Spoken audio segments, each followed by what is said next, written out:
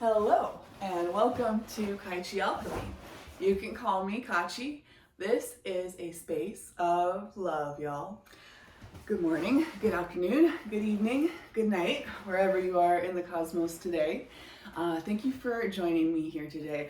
I wanted to thank y'all for showing up. Thanks for all of those likes, shares, subscribes, comments, all of the interaction that you do to help get this channel and these videos out to more people so that I can help more people, ideally. Let's see, I got a little bit of notes here today, but I'm kind of gonna be like flying by the seat of my pants in a sense, because that's always the case for Gemini energy. Gemini energy has always been a struggle for me. It's very flighty, it's very out here, it's kind of like the energy of groups of people, which is interesting because people tend to have very specific, intense opinions about groups of people, right? So it can be kind of a triggering energy if you're used to, like, if you get overwhelmed easily and stuff like that. And I feel like there's a lot of people in these groups that are that way. I am going to clear the energy here and ring the sound bowl. So if you have any sound sensitivities, please cover your ears or take out your earbuds here.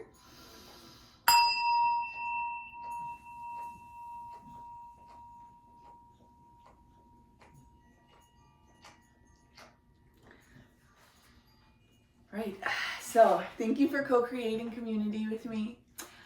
We're gonna start with a brief one breath meditation to really sink into this space and set the intention to kind of clear out everything else from all the rest of your life for just a little period of time. It'll be there waiting for you.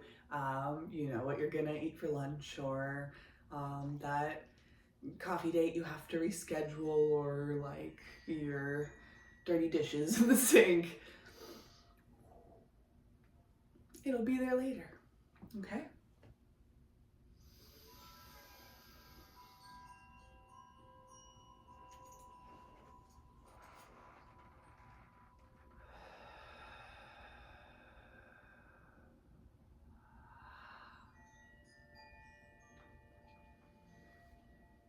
Before we got started today, I ended up looking for music for this specific Gemini full moon. There is nothing on YouTube. I couldn't find anything on YouTube. Everybody's busy. They're not making music about it. And so I ended up finding some chimes and stuff from the new moon in Gemini back in May. There is a lot astrologically and otherwise tying up from this like 6-month cycle. So think about where you were and what was going on 6 months ago. There might be some relevance to that here. Today we're going to be doing a pick a card for the Gemini full moon reading. You can pick 1 pile, 2 piles, 3 piles. You can pick pieces out of each of the messages. You can watch the whole thing if you want to. This is all a practice in your own discernment and your own relationship to your intuition. So there's no right and wrong here. And even if you follow a hunch and end up realizing that you were off base, or you were like coming from the wrong kind of energy or something, you learn a lot through that process. So that's what we love to do here. I may or may not get a little overwhelmed here. You may be feeling a little overwhelmed. A lot of times, like, the energy that's coming through and things that happen in a reading, it's always connected to the message. So not always connected to every person, but always connected to the message. And it's for you to decide what resonates for you and what does not. So I'm going to light a little bit of Palo Santo in here. There's a lot of energy, right? So not just stagnant energy, not bad energy, just in general, just so much going on, right? So much going on. I am so interested to hear about any like big experiences or life events or energetic shifts or realizations or like shifts, changes, moves? Tell me what was happening with you 6 months ago that feels really present and really relevant right now. The moon that we're in right now is going to be square to the north and south node, the north node in Pisces and the south node in Virgo. There's a lot about self-sufficiency and self-sacrifice in those themes. Pisces, the north node, we're focusing in on that, right? We're growing into that. Pisces reminds me a lot of Gemini. They're both, Gemini's the two twins, Pisces is the two fish. And it's like, they're both about opposites, bringing things together, like integration, but also separation and delineation. They both have a lot to do with illusion and fantasy, or they can easily. But really what this is asking us astrologically is, what are you ready to surrender? And that's always a theme for full moons, but especially so right now. And it's this moon being in Gemini, it's like a mental thing. What you're being asked to do right now is to figure out what you need to release and what you need to surrender, but you may be feeling kind of itchy to do that in a big physical, practical way, right? Like a move, a breakup, a date, a new job, like, you know, something tangible. And you want to make it happen so that your life circumstances can change. But those circumstances that you want to change how you feel, right?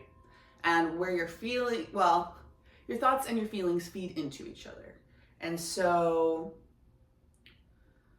you want to be really focusing on your mental space, right? I was talking to some friends, sorry, let me know if that was too loud. I was talking to some friends at work the other day, and they were talking kind of about like psychology and archetypes and stuff. And somewhere in there, it seemed like something about love magic.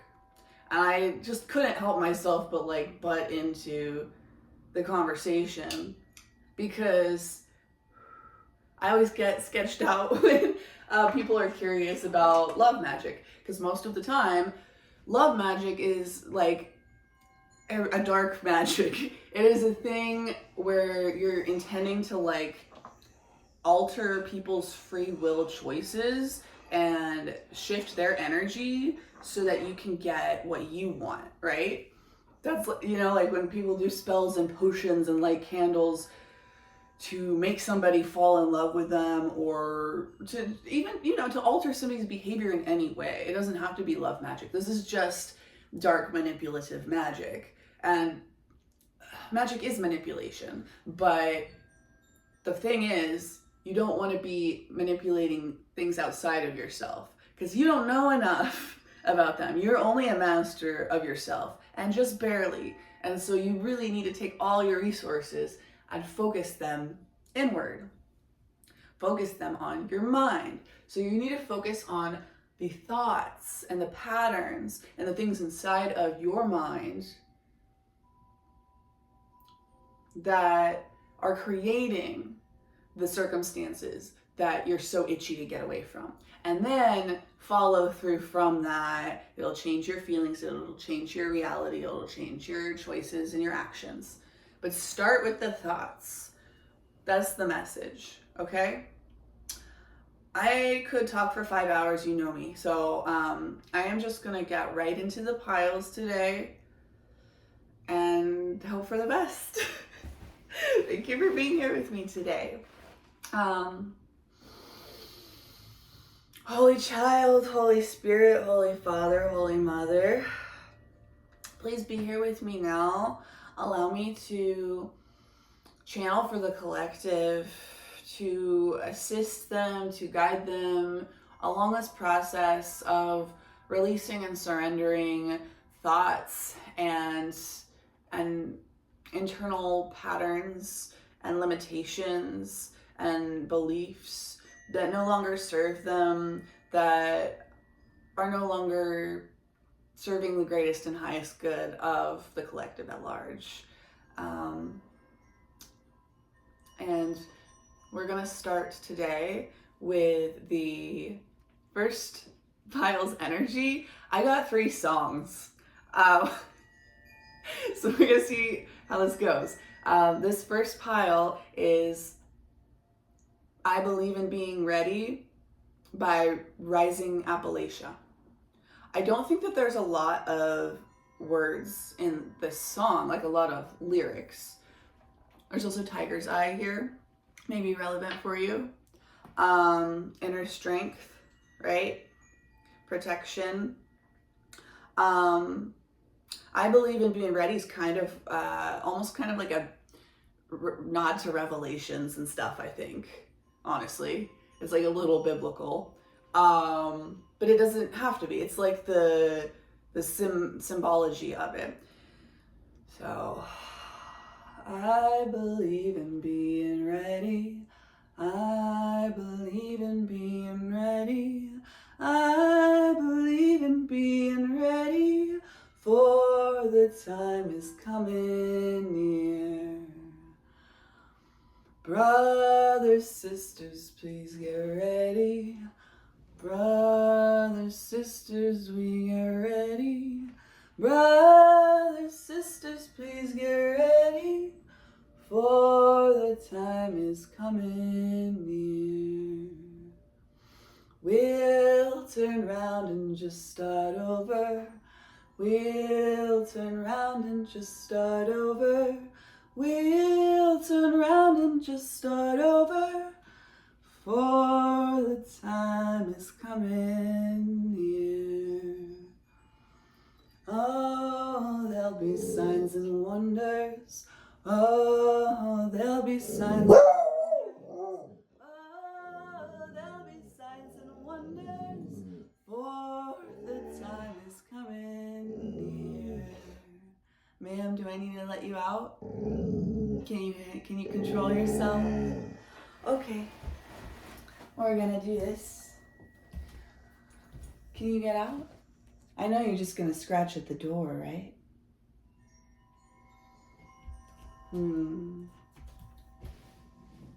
Okay, well, I think you were just triggered by that dog walking by, and he's gone. We're just gonna have to deal with you today, because I know you'll scratch at the door. I don't know if we can deal with that right now. Okay, so I think that was the majority of the lyrics and the verses in there. And it's very much this vibe coming through of like, if everything was to change, or like if you were to pass away tomorrow, if you were to get some kind of diagnosis that made you feel like you only had so long to live, what energy would you be coming at your life, and what would you be doing, right? For this pile, I pulled a Moonology card. It says, Waning Moon, what do you need to release? So I'm very much getting this energy of like inner strength, preparation, and considering what you need to release, what you need to protect yourself from. Like, who are your people? Who are your soul family? And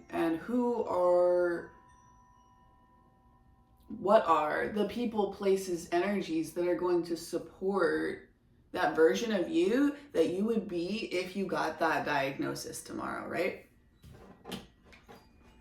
I have 3 cards that I pulled for this pile. The first one is from the Mean Girls Tarot deck. This is the World. This speaks to change. This speaks to, new cycles. This speaks to turning over a new leaf. In this card, there's a bunch of people. I've never seen a World card that's like so community oriented. There's also a lot of like butterflies and birds. I saw 4 hawks this morning on my walk. There's a lot of butterflies and birds up here at the top, and it has, they're like all yellow. There's a lot of yellow and green and blue. Those are the colors coming through for this moon in general today.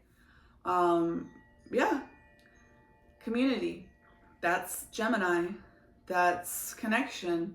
This is about coming into alignment with a version of yourself and with a community that makes you feel strong and stable and ready for anything, and ready for the end of the world, or the end of the old world and the beginning of a new world. Okay, there's some timeline split energy going on here. And when you're in a timeline split, it's not like, well, I'll leave that there. I could talk for 5 hours, you know me. So then we have Temperance for this pile here. And the book associated with Temperance in this deck is Gender Queer, a Memoir by Maya Kobabe. I'm actually gonna read the guidebook for this one because I'm not as familiar with the banned books deck yet, but it just felt very Gemini.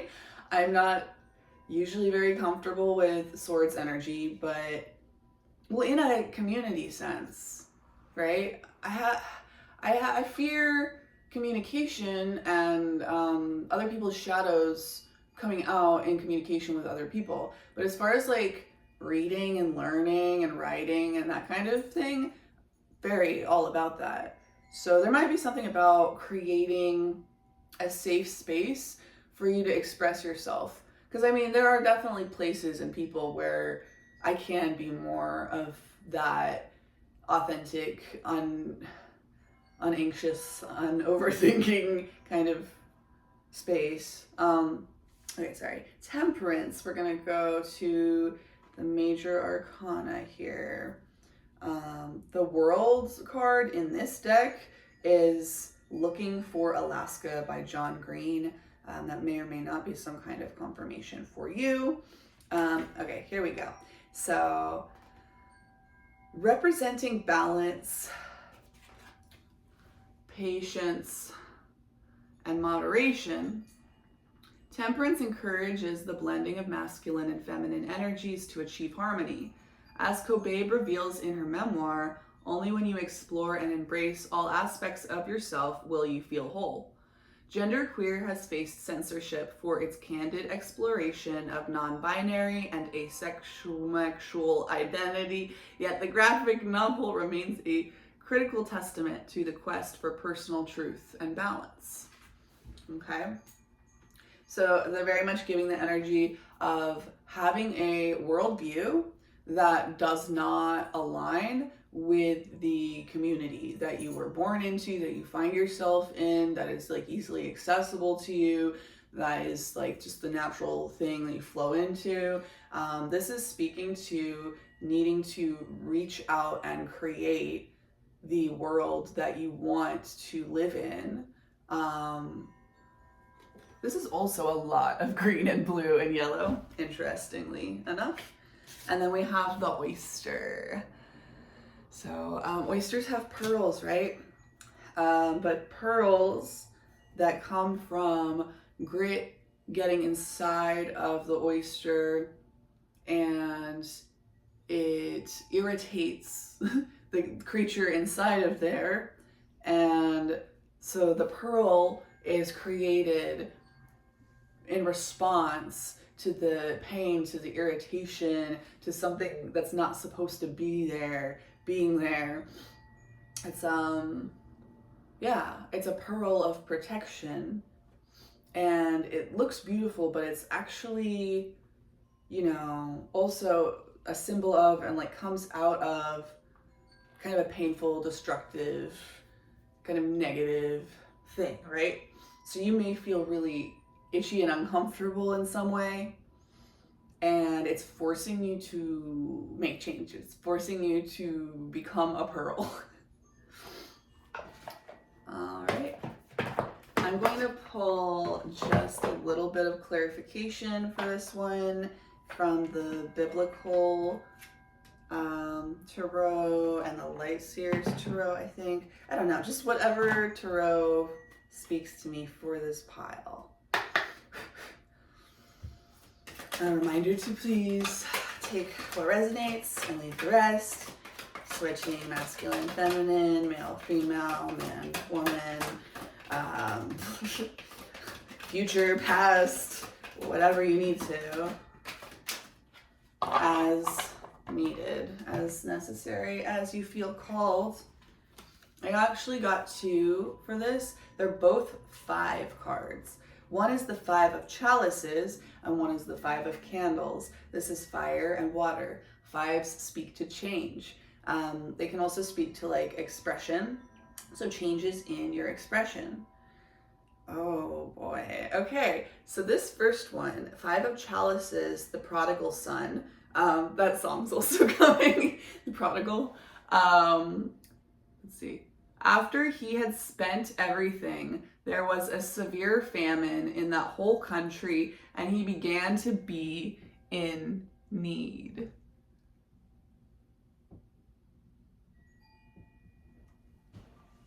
Luke 15:14. So the prodigal son, very appropriate for 5 of chalices.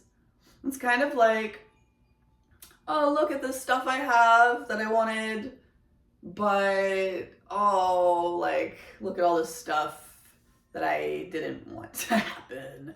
This is the energy of like somebody who took advantage of their resources, of the people around them, of the, you know, they took things for granted, they spun it all away, and then they realize that they wasted it, kind of, and they thought they were winning, and now they know that they're not, right? 5 of candles. Joseph and his jealous brothers. 5 of candles is usually a card of conflict. It says, come, let's sell him to the Ishmaelites and not lay our hands on him. After all, he is our brother, our own flesh and blood. His brothers agreed. Genesis 37:27.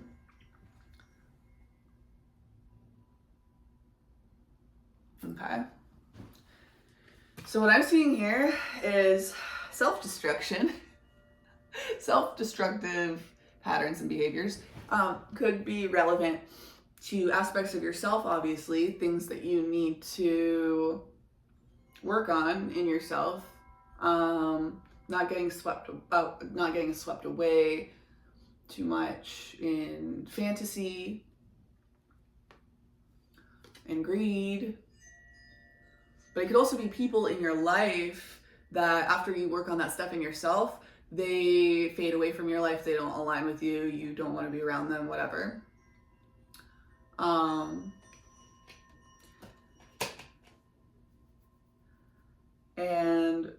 this is the energy of not self-sabotage, but like sabotage by the other, right? This is betrayal. It's like self-betrayal and betrayal by others. So you may have some fear or some experiences around self-sabotage and betrayal by others. It may be one or the other for some of you, but I'm getting the sense that there's a lot of this, like, who can I trust? And if you can't trust yourself, then you can't trust anybody, because you can't trust yourself and your own discernment and your own choices around other people, right? So working on that self-trust, I think, is going to be really important first. I think that in the Joseph and his jealous brothers, I think that there's some kind of like redemption arc in this story, right? Where he gets sold off and then he like becomes a king or something, and they end up meeting again, and like he's way above them and something like that. But to get to that place of confidence and stuff, he has to face opposition, he has to manage his mind, he has to respond instead of react, he has to accept and meet the situation that he's in where it's at, even though it's really awful and unenjoyable.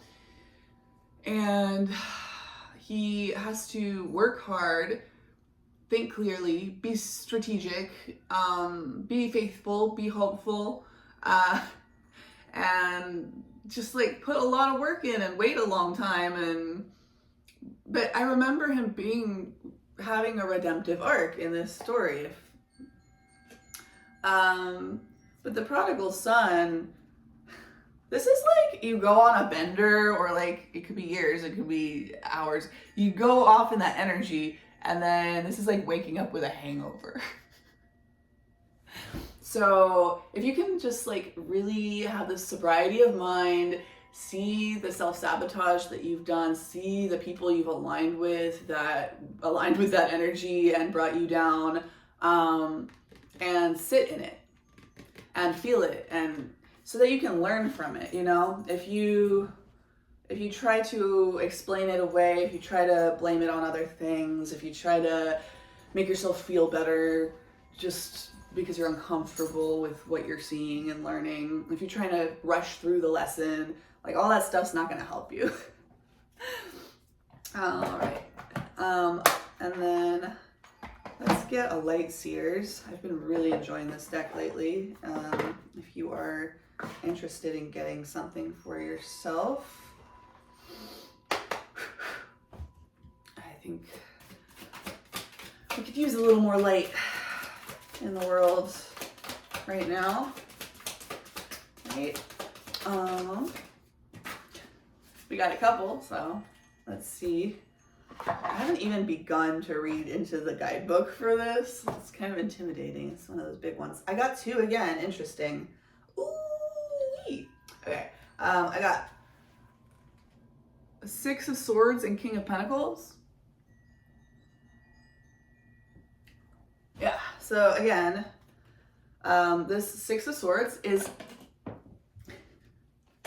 about pushing off from the shore, going on a new adventure, letting go, releasing your past. These birds look very similar to whatever I saw this morning on my walk. So there are,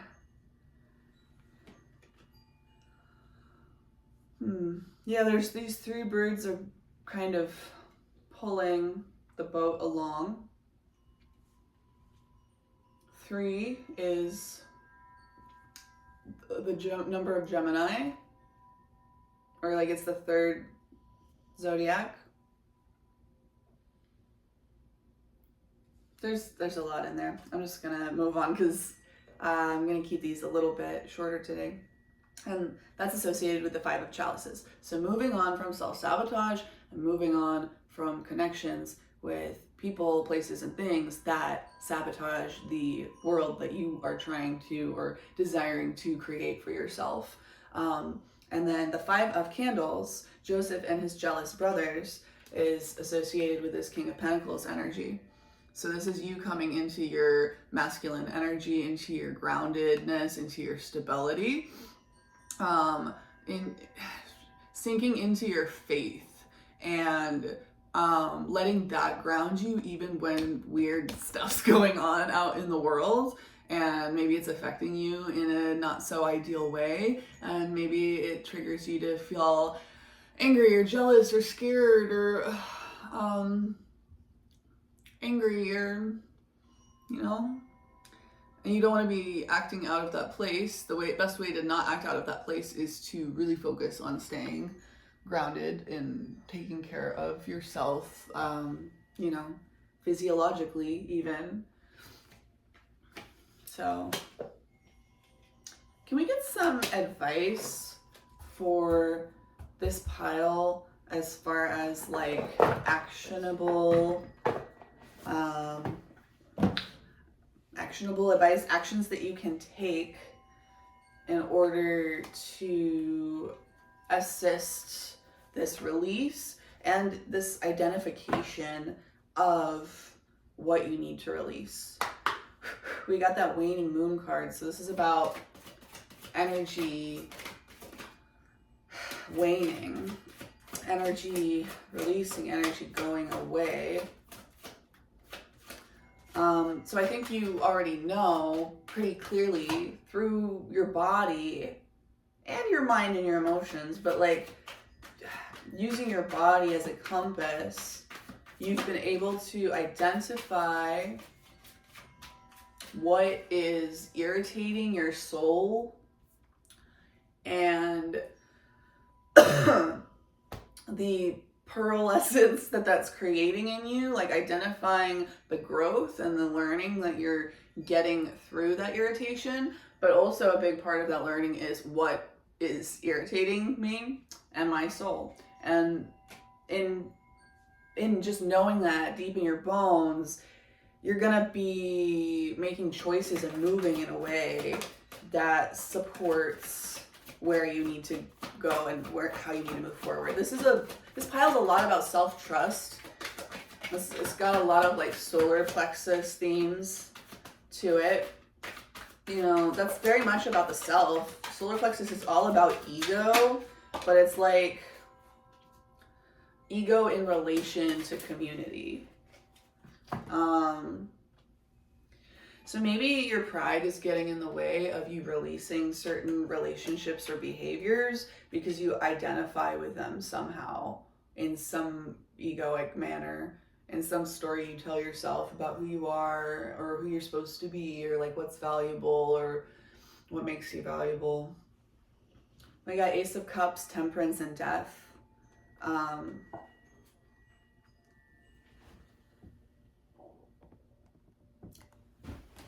So this is another Temperance card. We already got one, right? We're very much focusing on balance.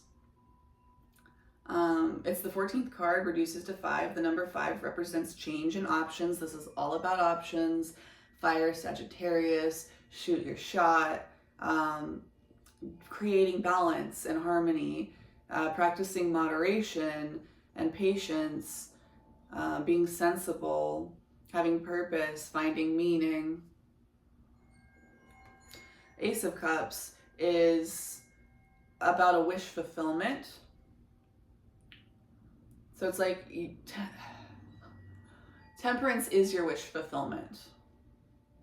Or whatever your wish fulfillment is, love, compassion, creativity, new feelings, spirituality, intuition, a new baby, a proposal, a marriage,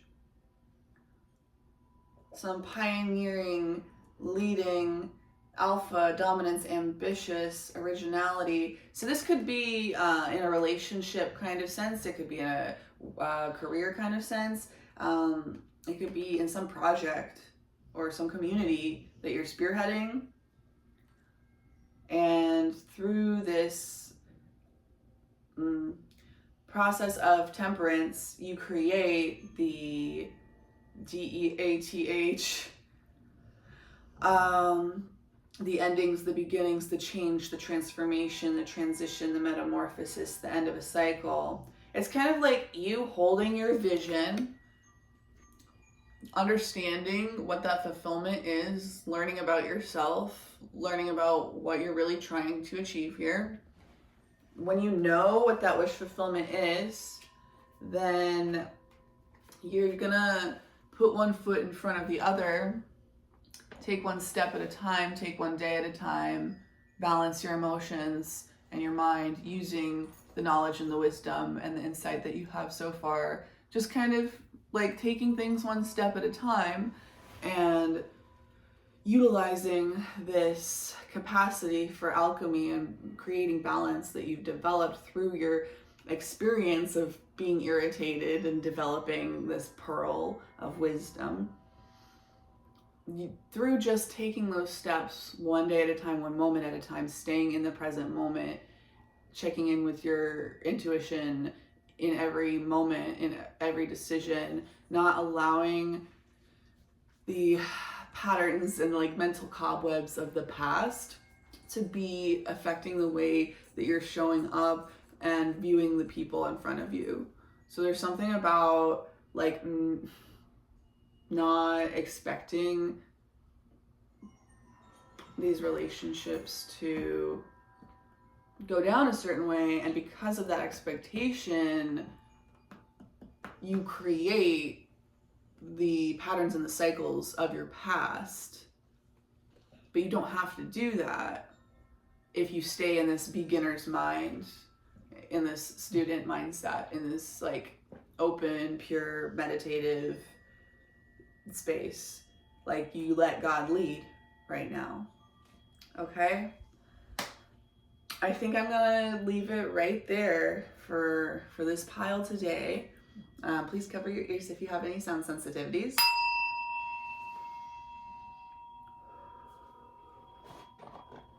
All right. Interesting. Let me set all of this to the side. I usually don't eat before readings all the time, but I did take my liver pills and stuff this morning.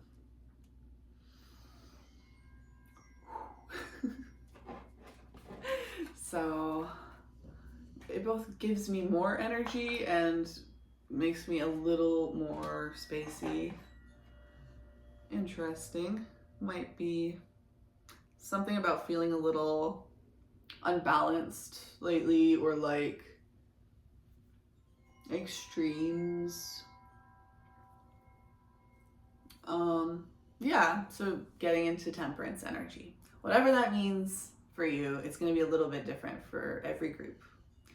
Before we start this pile too, I'm going to light this Palo Santo just a little bit, because there's just so much going on.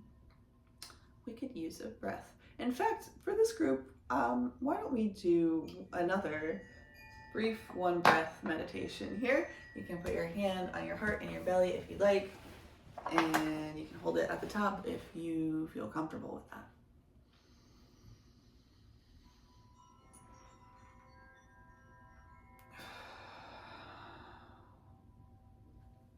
Holy Child, Holy Spirit, Holy Father, Holy Mother, please be here with me now. Please allow me to see. Please allow me to channel for the collective what is in their greatest and highest good, balanced with that of the collective at large.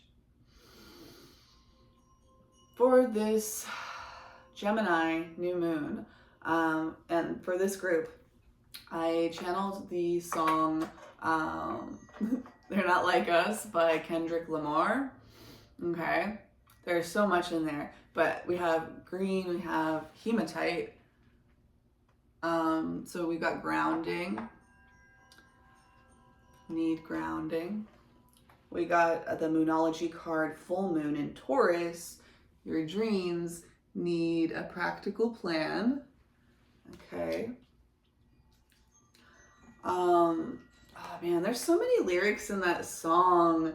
I kind of want to pick it apart and analyze it a lot, but there's, I don't know if, I'm not gonna get too sidetracked. Okay, so basically, what is Kendrick Lamar talking about in that song? He's talking about like the government's relationship to the like little people of Atlanta.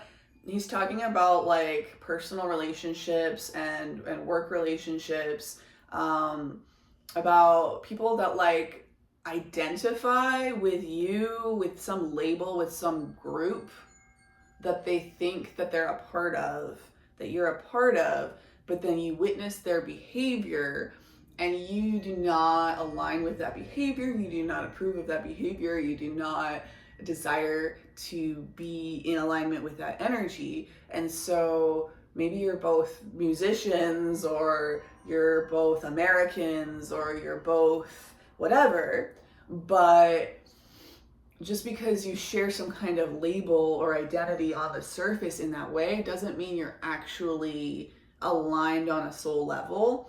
And so, yeah, just all different layers and levels of relationships that are kind of oppressive in this way that they feel entitled to interact with you, to see you in a certain light that's not even accurate, as if they're like, here, I'm here to help you. What is that? Big brother energy, right? I'm only here to help you. I only want the best for you. We're buds, right? We're in this together. We're in the same industry. We're in the same country. We're in the same family. We're from the same neighborhood. But on every level in every arena, there are people that it's just a mask. It's just surface level. And there isn't actually that alignment. Okay. So that's the energy that we're getting here. Taurus is about home. It's about your environment.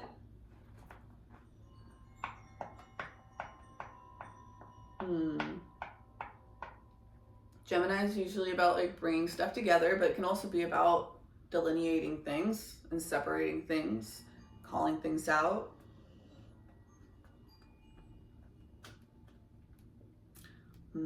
It's like this third party energy, not in like the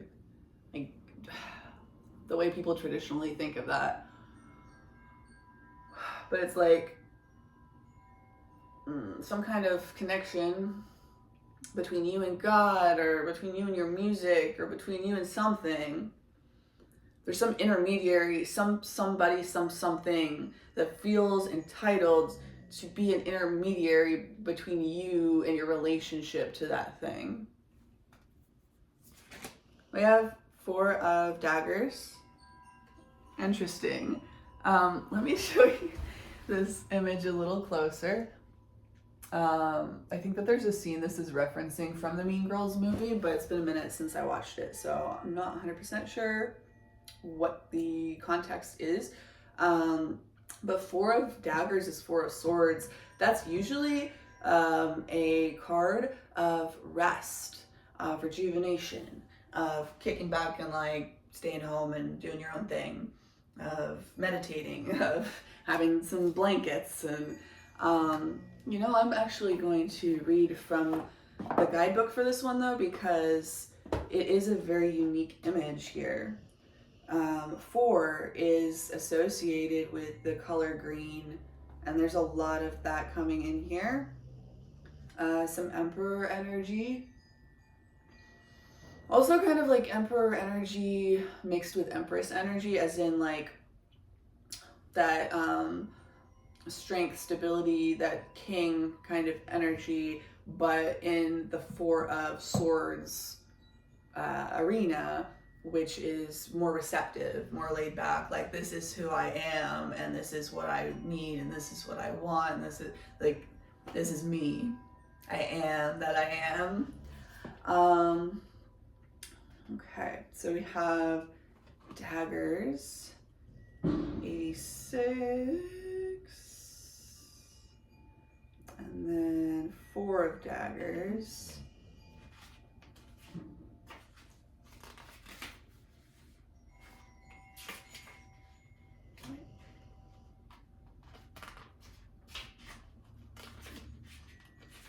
There we go. 4 of daggers. The 4 of daggers card arrives just like that sneaky phone call from Regina to Taylor Weddle's mom. When this card is pulled, you may be confronted with surprising and potentially unfortunate news. You may even need time to recuperate from this fainting spell. This is a moment to rest and collect yourself before you react and ground your daughter. Okay, yeah, that makes sense why I wanted to pull this out, because it is about sinking in, staying still, like relaxing, but it's also very specifically about something flicking you in the face, or like something unexpected happening. It could be like something you're keeping from yourself in your own mind. It could be like a secret that is like exposed. It could be kind of somebody like making their dislike of you known, like somebody attacking you, or like, you know, calling you up on the phone. What is this, right? Surprising and unfortunate, potentially unfortunate news. Yeah, I don't remember what the phone call was about, but it was shocking news. It was something that this girl didn't want to hear that made her feel like she was going to pass out. Maybe you've been feeling like you're going to pass out lately, any kind of like vertigo and stuff. I am not a medical professional, and disclaimer. But yeah, this is very much asking you to prioritize and focus on being in that space of responding and not reacting, because you have recently, or will in the near future, maybe both, experience something shocking and overwhelming. And in order to move through this the best way you possibly can, it's going to be really important to focus on this like meditation practice, this getting your sleep at night, this having your alone time to the degree that you need it, like having your physical needs met, having your environment be like a peaceful, conducive space to you responding to your life circumstances in a way that you feel good about, right? We have the Hermit, Harry Potter, J.K. Rowling. So there may be something in the author, the card, the book for you. We got Dumbledore here. We got a lot of yellows and purples. He's in the woods. Classic Hermit. Classic Hermit. And the Hermit energy is very much about this Four of Swords thing, spending time by yourself and finding this light inside, finding this light of awareness, of insight, through just purely being in a space of reflection and protecting yourself from spaces of reaction to the best of your ability at this time. Then we also got Strength, I Know Why the Caged Bird Sings by Maya Angelou. This is also a fantastic author, fantastic book.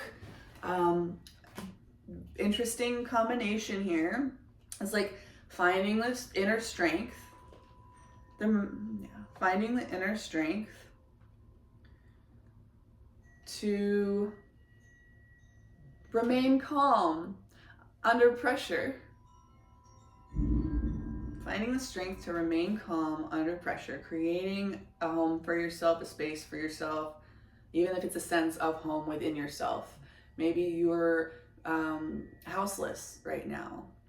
Maybe you live in like an abusive or dangerous or unstable environment.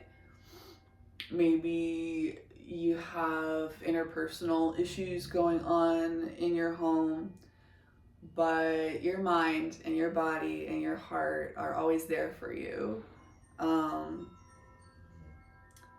And you can rest in that when you need to, so that you don't make decisions out of desperation and reaction and need and volatile emotions.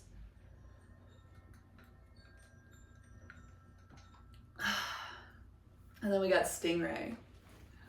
There's this rainbow up the spine of this stingray.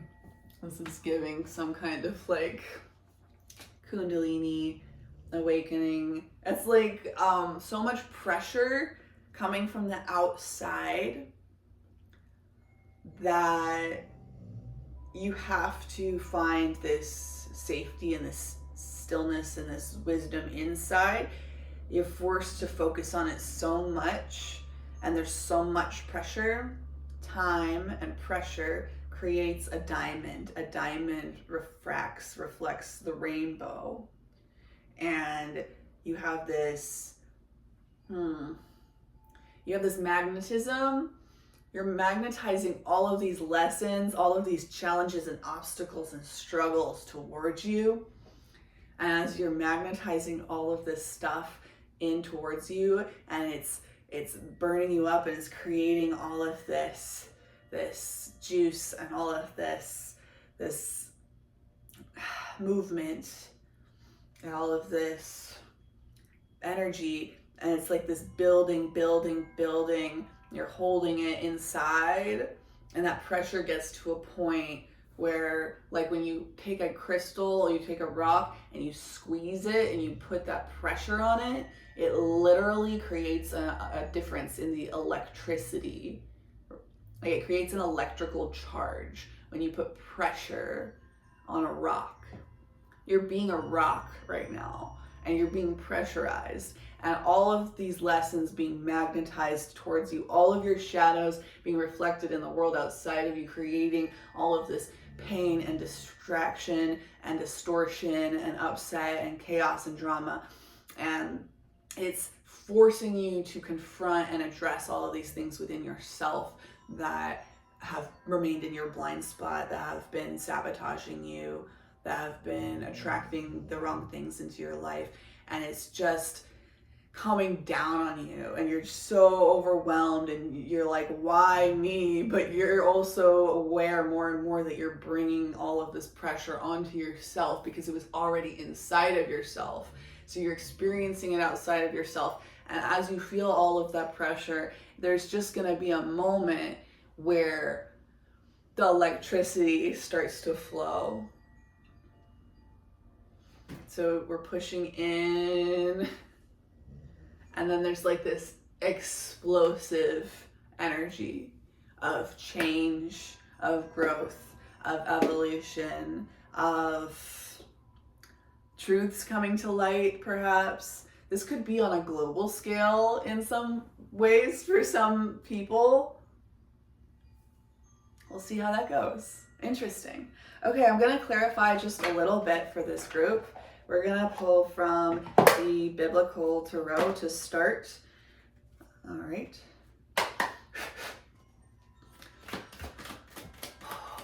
Freya, Folly, Mindful Mary. Please allow me to channel for the collective a message that is in alignment with their greatest and highest good. First, we got these two cards came out together. The Three of Grains and the Four of Feathers. Three of Grains is a card of teamwork, I believe. Four of Feathers, it's Four of Swords. We were just talking about that. Didn't we just get Four of Swords? Yeah. So in this Four of Swords, the verse is, after the earthquake came a fire, but the Lord was not in the fire. And after the fire came a gentle whisper. After the earthquake, that's interesting. We had still have some massive earthquake activity going on because of geological and cosmic forces. And now we have literally last night at like midnight, we had a really crazy intense solar flare. Like a fire, and it could cause problems, it could cause disruptions, especially now that we live in a world that's like so technology dependent.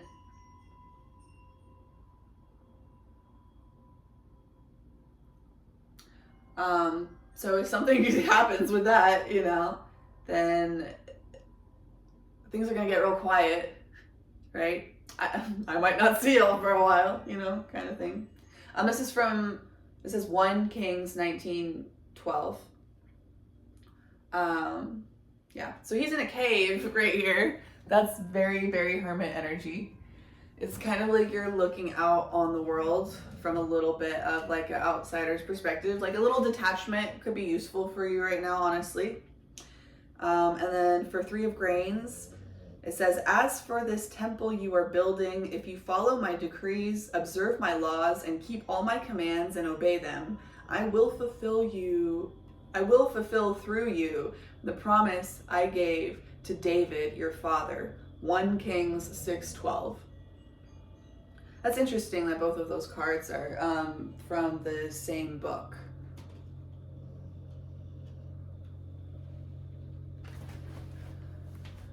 So this is a 3 card. We got a 3 and a 4. 3 plus 4 is 7. That's the Chariot. That's like forward movement.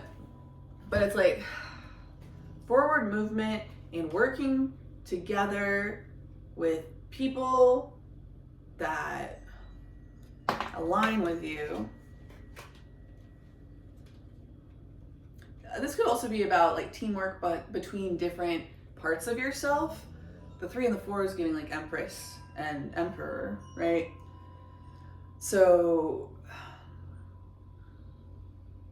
the Emperor is reflecting, and the Empress is expressing. Temperance energy coming through here a little bit. There was some in the previous pile, maybe some crossover there. And then we also got 3 of Chalices, the wedding at Cana. It says, and the master of the banquet tasted the water that had been turned into wine. John 2:9, water into wine. This is speaking to transmutation. 3 of Chalices is also like that's the third party energy, right? That people talk about in tarot readings, like in trashy tarot readings a lot. It's also very Gemini. It's about parties and like coming together with people. But yeah, so there's a lot of energy here about parties and getting together with people, but also having like this really strong relationship with yourself that allows you the discernment to know when to act and respond and how to do that in your best interest, and when to protect yourself and to create space and distance, to create boundaries, to feed into yourself. It's about this balance and not just coming at people with assumptions. Like, we're connected because of this. But like really tuning into your own soul's guidance around how to move forward. So it's not, can we get some, I appreciate like the whole encouragement to practice this inner alchemy and this self-trust in order to know when to call out people as, you know, being not this thing that they think connects them to you. When to just step back, when to move forward, when to seek out connection, when. Okay. We're gonna pull a couple cards from the Light Seers Tarot to clarify a bit here. Spirit, can I please get a card to represent the practical actions the collective could take at this time to support them in moving in this new way, or, you know, maybe even they've been working on it for a while and it's they're coming into more of a space of solidity for them or something. Queen of Cups. Can I please get some active, direct advice about the actions that the collective should be taking? No. The answer is no. Queen of Cups. Tap into your heart space. This is also a queen, so it's like more of a feminine energy than the King of Cups. So it's not just about emotional stability and stuff, but about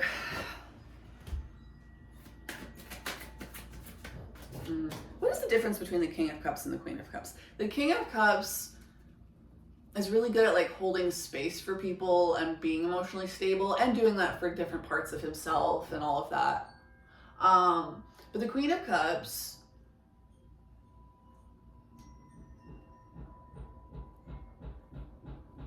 is more dynamic. So the answers are found in the moment, through your intuition, through your feminine senses, through like your empathy. It's not just about emotional control, it's about emotional flow. Allowing yourself to flow emotionally. Like maybe you've experienced a lot of emotional repression in the past because of being in environments that told you that you're supposed to feel good and you're supposed to feel like you belong there, but you don't. Maybe you have denied and suppressed your body's wisdom for so long that you struggle to express it or even tap into it and know what it is for yourself. We have red and blue there. It's about knowing yourself and being in your body and being in tune and aware, and then expressing that. Inner awareness that shifts the way that you process the things in your outer awareness. And then we also got the world and the sun. Yep. Change. The sun will come out tomorrow, and that is how you do it, is coming into this Queen of Cups energy and knowing your body's wisdom and expressing that and changing the way that you relate to yourself, your self-concept, your ego, your self-esteem, and how you relate to the world. Self, other, right? These are both changes, new days, new starts, a new start for you and a new start for the world. A new start for the way you relate to the world and a new start for the way the world relates and responds to you.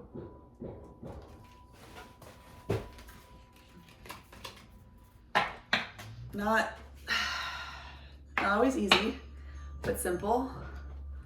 Okay, I'm going to pull some classic Rider-Waite-Smith cards for this deck here.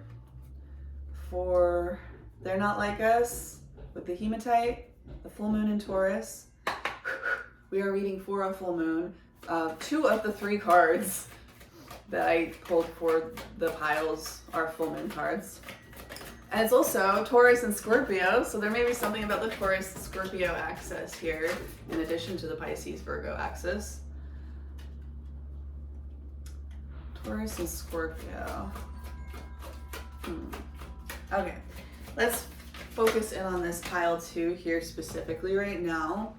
We got the High Priestess and the Knight of Pentacles. So this is basically speaking to the fact that you're developing this relationship with your Queen of Cups, with your body's wisdom, with your intuition. You're developing this by taking one step at a time, putting one foot in front of the other, making changes to your routine, trying something, taking the feedback, integrating that, and changing your behavior, and having patience. The Knight of Pentacles. Actually, originally when I pulled that, I thought Page of Pentacles, but it says Knight of Pentacles. So it's kind of speaking to progression also. You're progressing and you will progress more and faster and better and stronger if you continue in this energy of prioritizing your connection to your intuition in every moment and listening to the way your body responds and informs you as to what environments you belong in, what activities you enjoy, what people you feel drawn to, etc. We're gonna leave it there. Thank you so much for joining me today. If you have any other, anyways, if you have any other piles that you feel drawn to, please feel free to go ahead and do that however you feel called. This is your life, and that's kind of the whole point for this pile, as we just discussed. Thank you, thank you. Pile 3. Welcome in. I'm going to ring the sound bowl, so if you have any kind of sound sensitivities, please turn down your volume or take out your earbuds.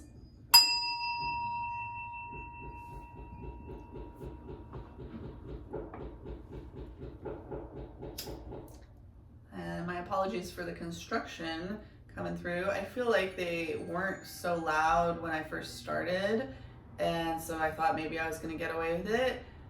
And they just started just for you guys. So something may be under construction right now for you, literally or metaphorically. Welcome into your full moon pick a card reading. The full moon is gonna be relevant for about 3 days before and 3 days after the actual full moon. So we're getting all of that in this time. I usually would wait until like Wednesday or something to film this video, but we're going with it. We're gonna take full advantage today. Please feel free to let me know if you have any feedback at all on the audio or any of that. So today for pile 3, we also have songs that I channeled for each group. This one is Mysterious Ways by U2, I think. It's alright, it's alright, it's alright. She moves in mysterious ways. I think that's another one of those songs where there's not a whole lot of lyrics. So I may or may not pull it up and look into that a little bit. But we're gonna try to keep it tight and well timed today. We also have kyanite, maybe of significance to you for this pile, for some of y'all. My Moonology card that I pulled out for this is It's Time to Release Negativity, Full Moon in Scorpio. I pulled a Moonology card for each pile, excuse me, and 2 of the 3 were full moon cards for this Gemini full moon reading, which I found interesting, and it was Taurus and Scorpio full moon. Maybe something about that axis for you. Maybe like your north and south node, maybe just some themes that you're focusing on working on right now, or maybe some crossover between this pile and pile 2 perhaps. But yeah, so from that song, I was getting a lot of, okay, so sometimes I'm gonna talk about myself to relate it back, right? I've had a lot of experiences in my life where, like, for example, I get chapped lips that are really irritating to me. I have some spleen issues, some overthinking, and I get a lot of dry lips. And then I have sensory issues that make me really irritated, and I have a hard time focusing on my work, on a conversation I'm having, on whatever, if my lips are chapped. So I pretty obsessively keep a a tube of a very particular chapstick that works really well for me. Badger, by the way, if you're looking for something awesome. And I'm always like putting on chapstick all the time. And I'll pick up on people, you know, I get a lot of times I think I know a thought or a feeling, but I'm not gonna verify it. But I do pick up on it, right? And so people are constantly looking at me like, oh, like it, as if it's a vanity thing or something. But it's weird because it's not. I would wear lipstick and stuff. Like it's a very practical thing. People don't think about that. I'll be at work changing my shirts, and I have like an exercise jog bra on underneath. And for me, it's like we only have 2 bathrooms. I don't want to be taking up space right there. People go jogging down the street in their jog bras all the time. I'm just gonna switch my shirts in the break room right here.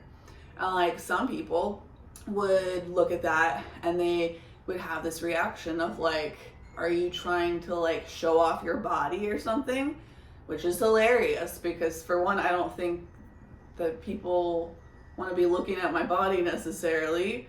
Like that's not something that's going on in my head. And I have to constantly be thinking about what other people are thinking about me, but like that's not coming from me. If I'm ever thinking about it, it's because it's coming from them, from me. It's this weird feedback loop, right? What else? There's so many, but it's like really easy to pick up those vanity ones because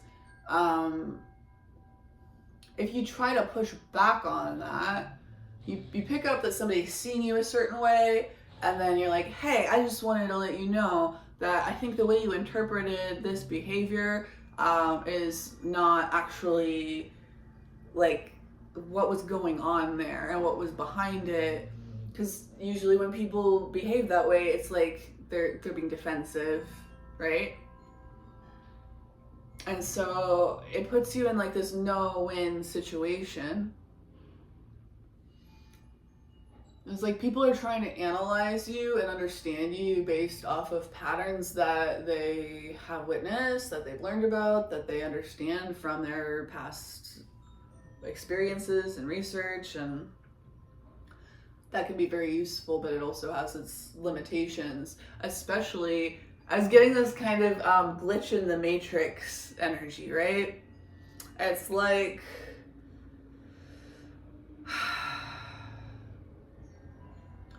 you don't move the way that people expect for you to move. And because of that, you hold a lot of power, but it also triggers a lot of fear and reactivity from the system itself that is up there to, you know, create those impressions and to create those assumptions and to create those misunderstandings around you.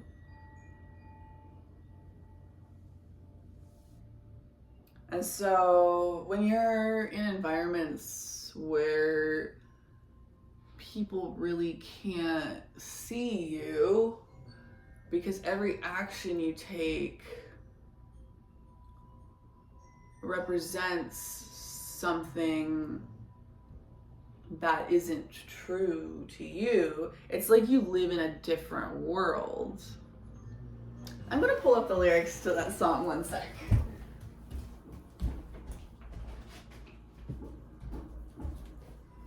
Okay.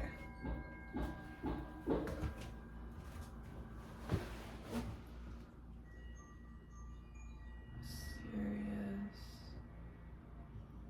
ways.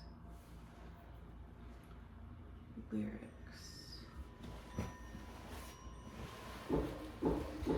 Johnny, take a walk with your sister to the moon. Let her pale light in to fill up your room. You've been living underground, eating from a can. You've been running away from what you don't understand. She's slippy. You're sliding down. She'll be there when you hit the ground. Okay, Johnny, take a walk with your sister to the moon. Let her pale light in to fill up your room. The moon, kind of like the high priestess energy.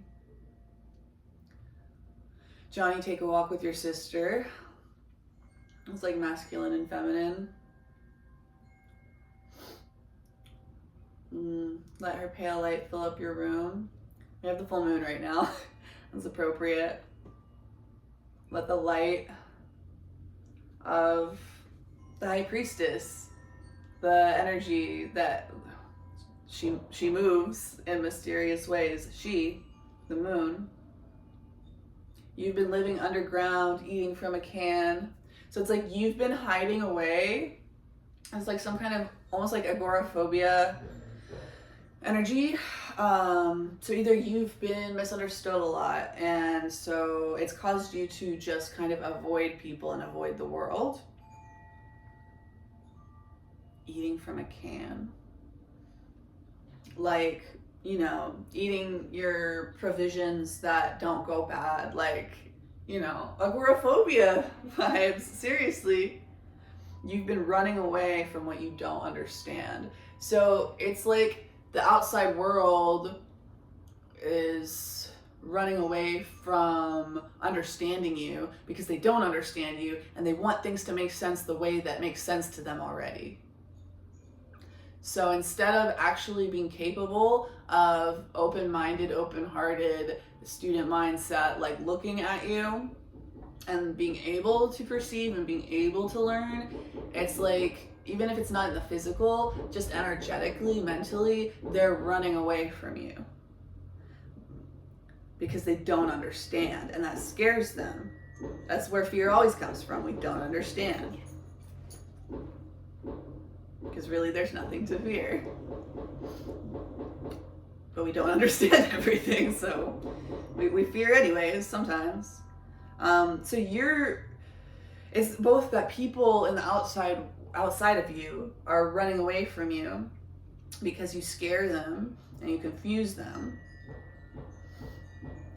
But also, it's like you're running away from yourself, or you're running away from other people, you're running away from the world because you don't understand them. You don't understand why people are so attached to operating in this way that doesn't seem effective and efficient and flexible and adaptable and truthful and real and authentic and integrous.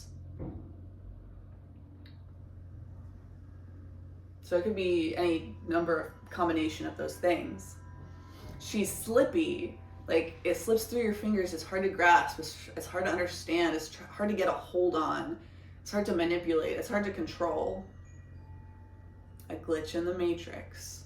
What is anomaly? What's the name of that? Let me know down below if you remember. There's like some term in the matrix for a person that does not move the way that they're expected to or something. It's like the inputs that they were given, they respond to it in a different way than anything like that looks like that on the surface ever has before. And like people aren't expecting that, right? You're slippy, you're sliding down, you're losing your footing. She'll be there when you hit the ground. The Fool. So for you to accept yourself, for you to accept the world as it is, for other people to accept you, you have to get into this Fool energy. You have to take a leap. You have to slide down. You have to not understand and jump anyways. And trust and have faith that she'll catch you when you hit the ground. It's all right. It's all right. It's all right. She moves in mysterious ways. Oh. Johnny, take a dive with your sister in the rain. Let her talk about the things you can't explain. Johnny, take a dive with your sister in the rain. Different parts of yourself or yourself and others, you know, like it could be masculine, feminine, it could be self and other. Johnny, take a dive with your sister in the rain into your emotions, into this like psycho-spiritual energy. Like, let her talk about the things you can't explain. So this is both about letting yourself speak. This is about letting like your mentors or your teachers, your triggers, your mirrors, the people in your life that don't make sense to you, that trigger you, that cause you fear, but maybe also desire to understand, maybe moving away from fear that I don't understand this to desire to embrace it more fully and understand it more open-heartedly, open-mindedly, listening to the part of ourself that is that high priestess energy. To touch is to heal. To hurt is to steal. If you want, to touch is to heal. To hurt is to steal. Okay, well, so connection is healing. But when people betray you, when people steal your energy, when people willfully misunderstand you, interesting. When people willfully misunderstand you and steal your energy, that hurts, and that helps to program you. That's the input that a lot of people respond to by shutting down and moving the way the world expects them to, so that they don't do stuff that's unexpected and hurt and they don't hurt themselves anymore, right? So to touch is to heal, to connect is healing. But sometimes if you are connecting to energies that are not in your best interest and that are not really genuine, they are going to be things that you have to protect yourself from. So don't be bitter, but be better. Like, learn a little bit more discernment, learn a little bit more self-protection, but don't allow the world to turn you into something that you're not, and don't allow the world to take away the element of surprise that you move in, because it's a benefit to yourself and to the world. If you want to kiss the sky, better learn how to kneel. Yeah, if you want to grow, if you want to change, if you want to evolve, if you want to have higher wisdom and understanding, if you want to have inner peace, then you better learn how to humble yourself. You better learn how to release negativity. You better learn to not feel necessarily, or not think of yourself as entitled to being understood by everything and everyone, to aligning with everything and everyone.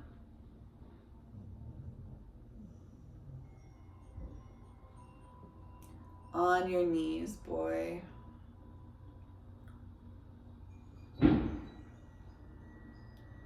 She's the wave, she turns the tide, she sees the man inside the child.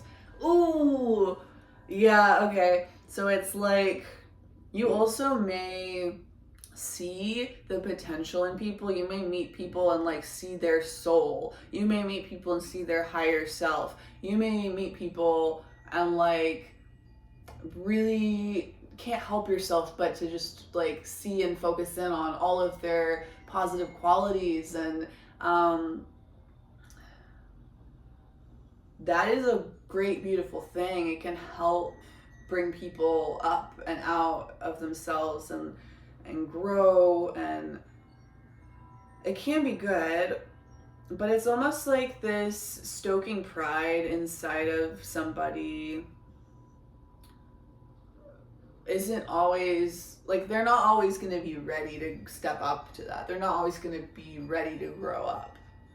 So it's like a challenge and an opportunity that you present to people, not just in you moving differently and being a disruptor in that way in their mind, but also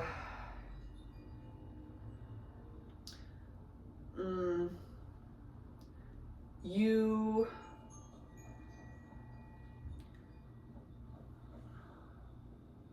call people to grow. And sometimes you're going to get resistance from that. So you need to release any negativity you have around like your reactions to people disappointing you in that sense, or disappointing themselves, or lashing out at you, or, I mean, it's just what it is. It's just life. Don't let that make you bitter. Don't let that make you agoraphobic. Keep trying, keep reaching out, and take feedback one step at a time. I'm like, okay, this isn't working. I need to do something else, right? One day you'll look back and you'll see where you were held now by this love. Well, you could stand there. You could move on this moment, follow this feeling. La, la, la, la, la. Lift my days, light up my nights. Move you, spirits move you. Yeah, okay. Spirit moves in mysterious ways, obviously. You may also move in mysterious ways.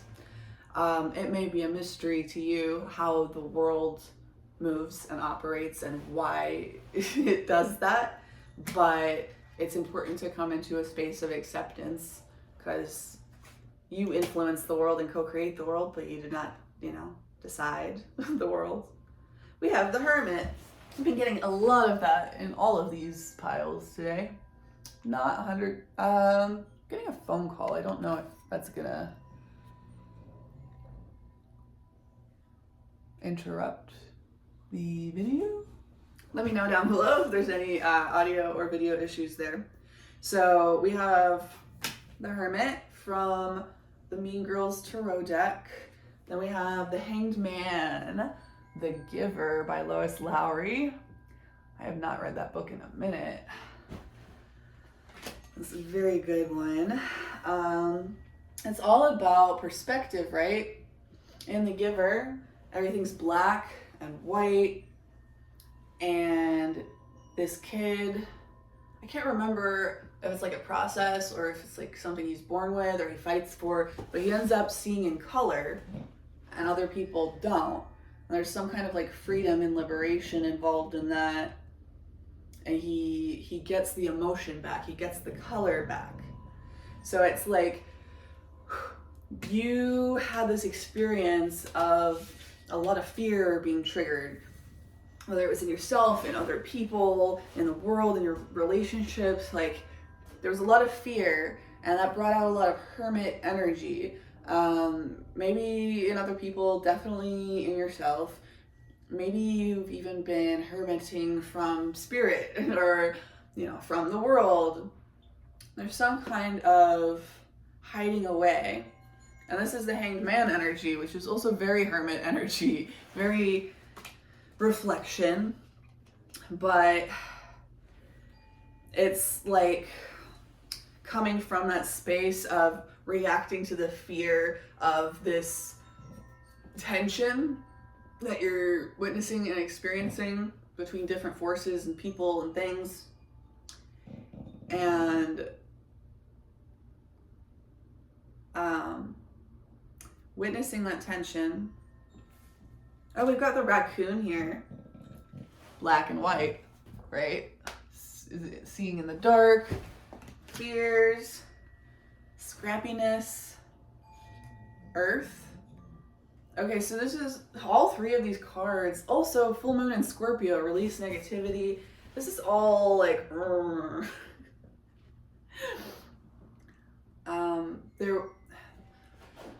there were unexpected things that happened, and the unexpected things that happened created tension, created fear, created shutdown, created avoidance, created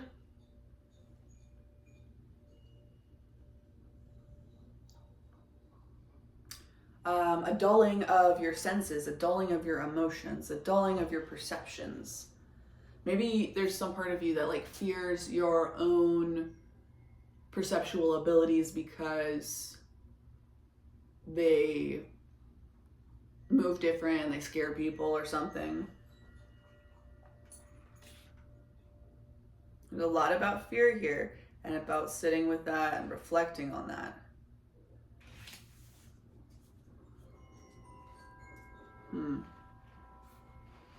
Okay, we're gonna pull some tarot to clarify here. If you feel called to read the Giver, or maybe useful reflection for you right now. Whoa, I did not even shuffle. I just came right out. 2 of Candles, Elijah on Mount Carmel. Elijah went before the people and said, "How long will you waver between 2 opinions? If the Lord is God, follow him, but if Baal is God, follow him." 1 Kings 18:21.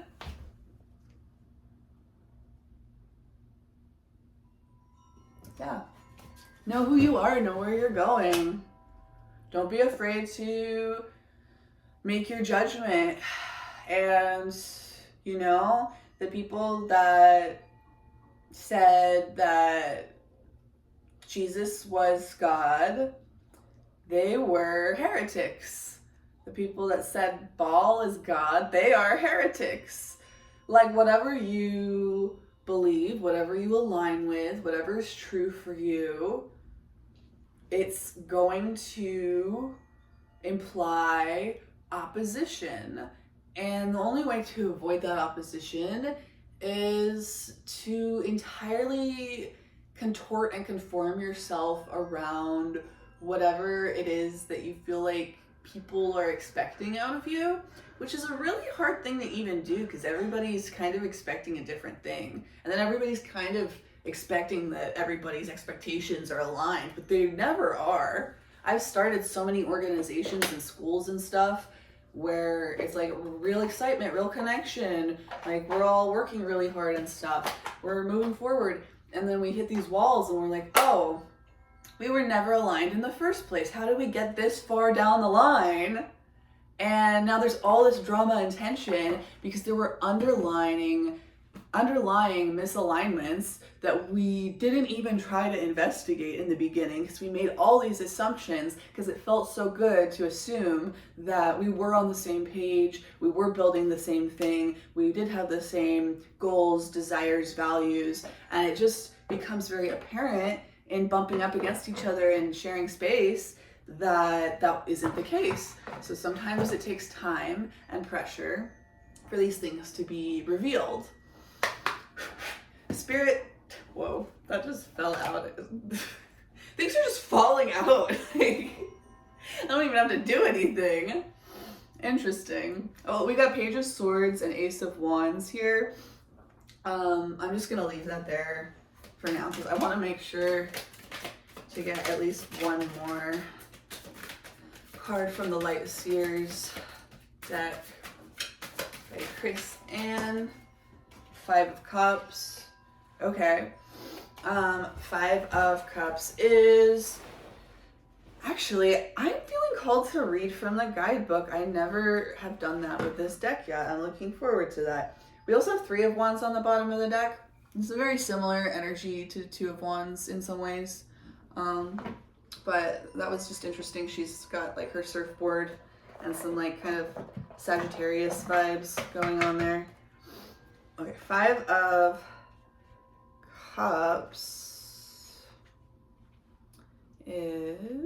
says grieving, disillusion, disappointment, betrayal, bitterness, wallowing, self-pity can signify a broken heart. Yeah, what was I just talking about, right? We have Page of Swords. This is immature mental energy. immature mental energy. We have Ace of Wands. It's like a wish fulfillment. It's like something that you're passionate and excited about. It could be sexual energy. It could be career energy, community energy, something that you're excited about. Something you're excited about connecting with people around. So, you know, like we were just talking about, whether it's one-on-one, whether it's a group thing, there's this immature mental energy, this Ace of Wands. This is like fiery, impulsive. There's not a lot of depth here. It's fire and air. It's all masculine energy. All masculine energy. It's like gonna burn fast and hot and go out. And you realize, what have I done? And maybe some of those kinds of experiences are what led you into this Hermit, Hangman, Raccoon, Scorpio energy of like being self-protective, of like being more isolated, of being intellectually reserved, and being sexually reserved, and being creatively reserved, and just like not wanting to connect with people and not really wanting to share your masculine energy with other people. And Five of Cups. So there's some water here. And Five of Cups is kind of like this sad, depressed energy for a lot of people, right? What does it say? Grieving, disillusion, disappointment, betrayal, bitterness, wallowing, self-pity can signify a broken heart. So yeah, this is speaking to your disillusionment and your disappointment in something that, or multiple things, that burned really hot and really fast and that were tied into some kind of desire or some kind of belief that you had that was proven wrong through experience. And now you're sitting with the emotions of that and processing this. And so sometimes disillusionment and disappointment can be an important teacher, but you don't want to go to extremes and let it make you bitter. The illusion is lifting, and you may suddenly find yourself in the middle of a reality that is painfully disappointing. Yeah, it's like Ten of Swords energy. It's like the end. And an ending, a final nail in the coffin, a real ending is a beginning, inherently. That is DEATH. Rebirth, renewal. If your dark night, like dark night of the soul, if your dark night was a result of someone else's deception, you will need to find the seeds of forgiveness in order to avoid a calloused heart. Release yourself from any guilt around the situation. When we realize that the future we were working towards is no longer an option, it's easy to focus on the loss and allow our energy to stagnate and spiral into self-pity. Don't allow your life force to drain away with the things you once loved. Allow your tender heart to navigate toward the curative magic of finding faith in your future. If you are having a hard time letting go, unhook your heart from your fragmented dreams and give yourself permission to envision a brighter future. Dismantle your grief, reclaim your happiness, and consciously step back onto a path filled with hope. My tender heart helps me navigate toward my bright future. If you're looking for like an affirmation, my tender heart helps me navigate toward my bright future. So like I was saying, Five of Cups can be a sad energy, but it's like accepting that sadness and facing the truth of it is the medicine that you need to set you on a new path and to help you learn and grow and focus on the hope. And you can focus your attention more on the pain of the situation. You definitely don't want to bypass that. You want to transcend, right? Transcending, you go right up and through the pain and the discomfort and exactly what you're feeling right now. You're not trying to bypass it just to get this, because this inner peace, if you just like try and go around to get there, you don't have the foundation, the stability, the alignment. It's not going to stay. That's like going up to your north node without coming up through your south node. You need the pain, you need the disappointment, you need the contrast. But you need that in order to know the difference and to move forward in the way that you really need to, with that alignment and that hope and that purpose.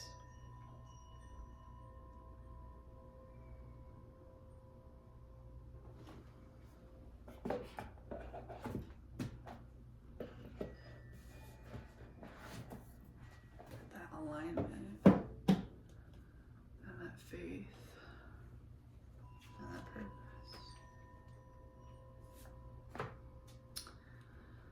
Let it make you better. Don't let it make you bitter. Also, remember to be grateful for your pain and for your lessons.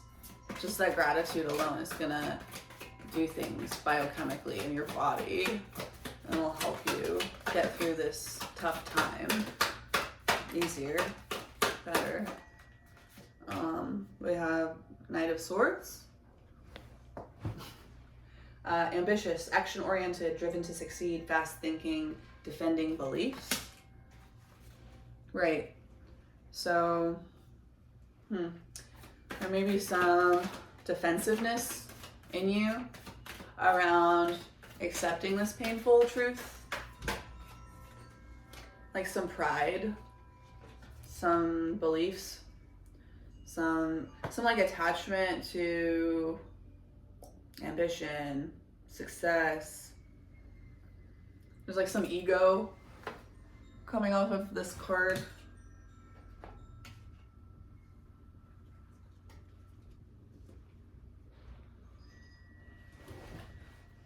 So instead of being defensive and trying to fight for, this is supposed to make sense, this is supposed to feel good, this is supposed to feel different, this is supposed to be different, I'm gonna make it different.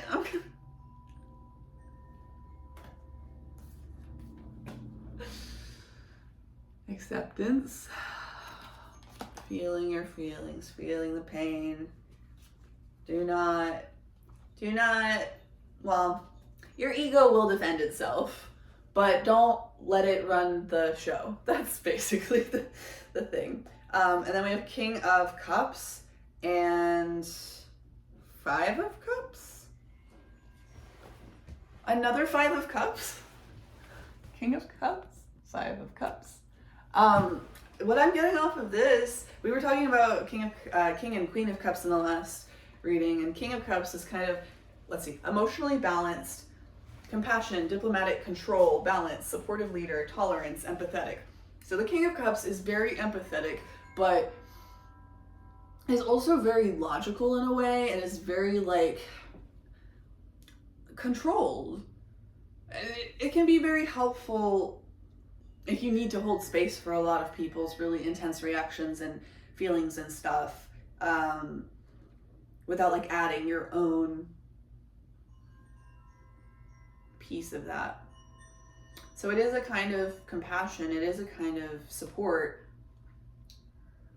but some people think of it as a little more cold.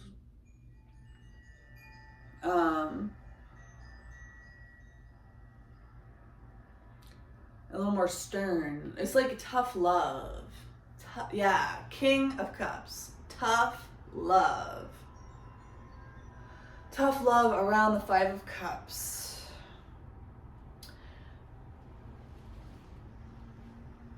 Regret, failure, disappointment, pessimism, loss, grief. Ooh, sorry. In reverse, Five of Cups is acceptance, moving on, finding peace, personal setbacks, and self-forgiveness. So you have a choice to go through this process, to go up and through it, to feel your regret, your failure, your disappointment, your pessimism, your loss, your grief, to experience your grief. And through that transcendence, you can find acceptance, you can move on, you can find peace, you can find self-forgiveness.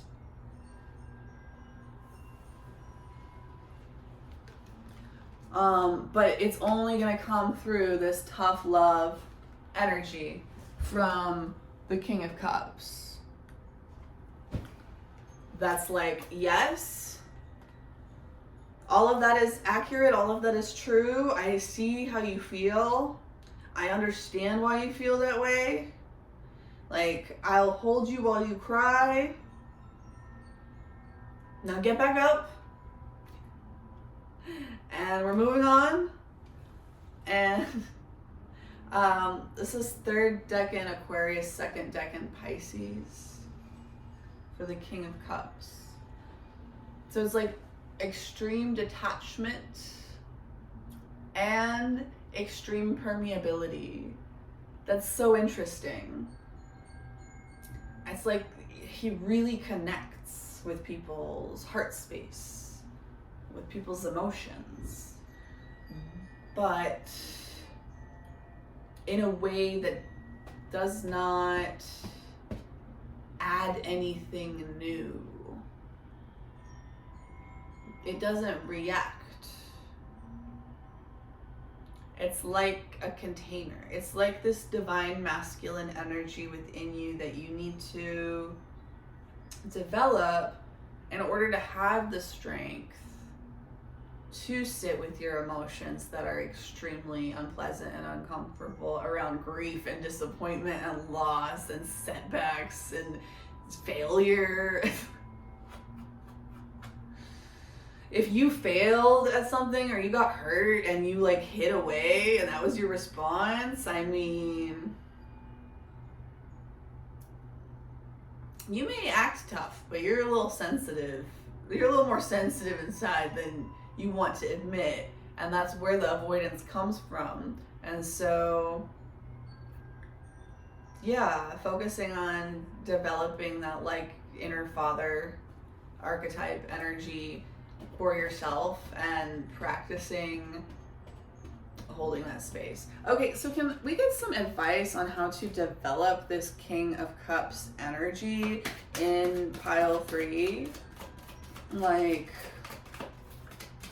how do we support the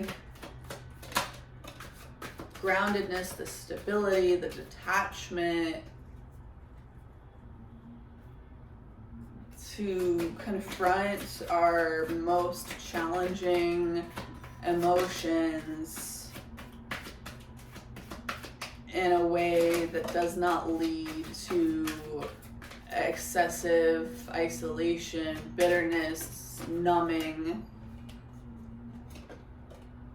How do we learn that and embody that energy more? We have Ace of Swords, the Hierophant, and King of Wands. So Ace of Swords, the Hierophant, King of Wands. This is giving me King of Cups. This is giving me that divine masculine energy that I was talking about. So Ace of Swords, the Hierophant, King of Wands is about speaking truth to power, and in doing that, allowing your natural leadership abilities to shine in, you know, the real world,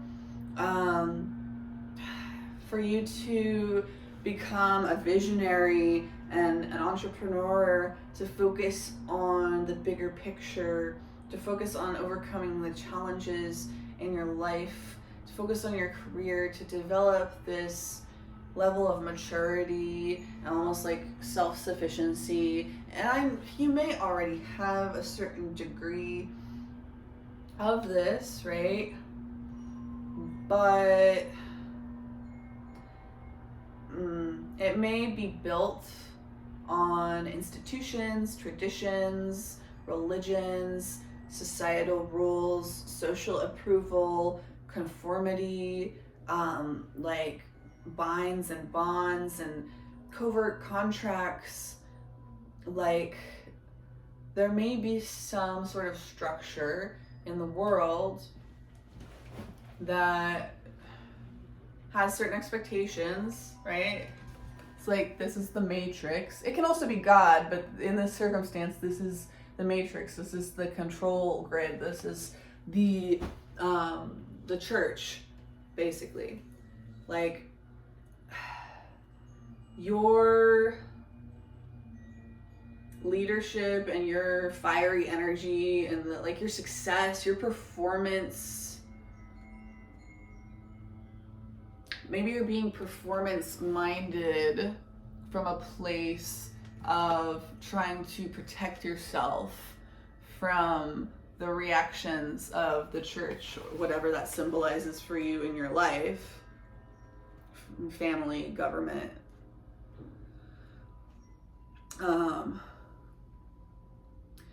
But the way that you shift this energy and get more into your King of Cups energy, into this energy where you trust yourself and you can hold yourself and you can hold your truth emotionally and, like, you know,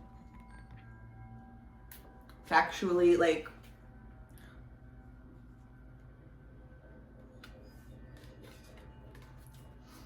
for you to perform and express, not in reaction to the church, but to perform and express, not necessarily a bad thing, right? To perform and express from a place of mental clarity and new ideas and your personal truth. So getting really clear on who you are, on what you want. New conflict surgery. I don't know, that might be a confirmation for somebody. We also have ones here, we have fives here, and then we have yes, maybe, yes. So there's something about deliberation, something about questioning yourself. All right, so you may spend a lot of time questioning yourself, you may spend a lot of time overthinking, and you may spend a lot of time focused on, like, how do I move to get the response out of the external person, place, thing that's gonna make me feel more comfortable, so it doesn't trigger these deep, uncomfortable emotions, so I don't have to hide away and protect myself so much. Instead of being in that kind of strategic Seven of Swords energy and reacting to the church, you bring your personal truth to God. And through that, you will be inspired. Spirit will move through you and flow through you and ignite you with the appropriate King of Wands energy. Because if you're responding to this Hierophant and reverse energy, to this church matrix energy, then you're going to end up in some King of Wands in reverse energy, which is impulsiveness, ruthlessness, high expectations, haste, unachievable expectations, maybe towards yourself, maybe towards others, maybe being really perfectionistic, maybe being really hard on people. And your Martian energy, just like burning yourself and everybody around you. It's like scorched earth energy. And if you don't want that scorched earth energy and you want this water, you're gonna need to pour some water out of those cups. You're gonna need to accept that you failed at something, or you disappointed something, like you were disappointed, you were fooled, you fooled yourself, you made a mistake and you misled somebody else, you're grieving something. But it's very tied into your ego, it's very tied into pride, it's very tied into this identity of like, yeah, being ambitious, being driven to succeed. And there's nothing wrong with that actually. It's just, why are you driven to succeed? What energy does your ambition carry? And what's the intention behind it? Are you reacting from your shadows and your fears and your insecurities? Are you moving from a space of self-knowledge and self-trust and trust in God and faith in general?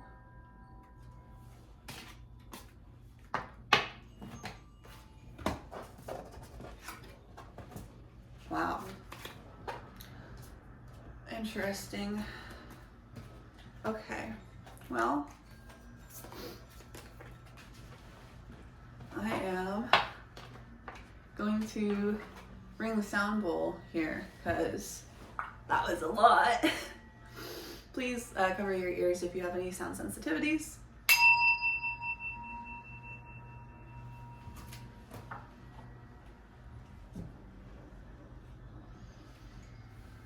All right, I think I'm gonna leave it there for pile 3 and wrap it up today. And before I do that, I am going to close this whole full moon energy off with an oracle card. Let's go with the sacred sites. I've been having a lot of fun with the anatomy cards lately. If you guys like that, let me know. I'll do more of it. If anybody's also interested into like getting into some light language at some point, I would totally go there. I love it. Let's do it. I don't know, maybe there's something for you about speaking in tongues or doing light language healings and transmissions, or like a Pentecostal church. That's interesting that in this last pile we were talking about the church, and in my personal opinion, Pentecostal churches are like extremely out there and confronting and weird to people, and it gives me very much the energy of this last pile. So churches can be extremely like controlling and not necessarily a positive force.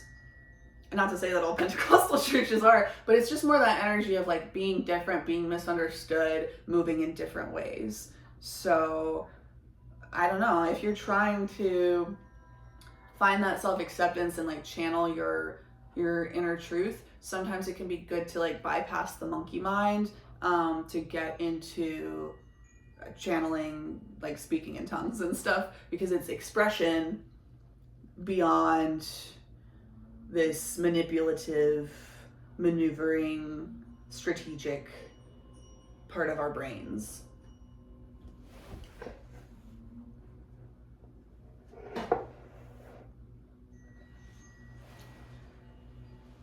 Kalanish. Interesting. Okay, there's a cross here. We also got gelling on the bottom here. Those birds look very similar to the ones from my walk this morning. Interesting. So I'm going to pull from the guidebook here for Kalanish. I'm sure I'm butchering that.